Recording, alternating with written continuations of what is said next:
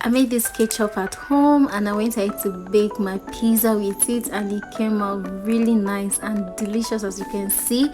So if you're interested in knowing how I made the ketchup, stay with me till the end and let us start. So our first ingredient is this tomato paste. You can use any type of tomato paste you have, okay? So cut it out like this, and then you're going to add it into an empty bowl.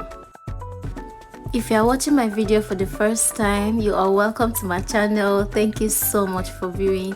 Please do not hesitate to subscribe, like the video, and to leave a comment, okay? Even if it's high, I will really appreciate it. So when you're done, you're going to get another empty bowl, add brown sugar inside, also cloves powder and cinnamon powder, also with salt, onions and garlic powder, and then your water. I'm using a cup of water. So when you're done adding everything, you're going to mix it till everything is well combined. Now when you're done, you're going to return back your tomato paste, and inside you're going to add apple cider vinegar, about 3 tablespoons.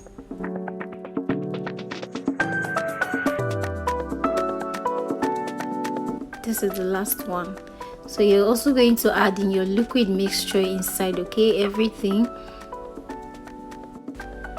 When you're done, you're going to mix it thoroughly, okay, until it becomes thick or until everything is well combined. So if you don't want it this light, you can reduce the amount of water. You can go ahead and use half cup of water, okay? So go ahead guys and put it inside a container. If you have ketchup container, go ahead, put it, and nobody will know that you made it yourself, right? So make sure you try it and come back and let me know the outcome in the comment section, okay? I went time to bake my pizza like I said earlier. Thank you so much guys for watching. Do well to like the video if you haven't, and to also subscribe, share and leave a comment. Take care of yourselves. I'll see you in my next video. Bye.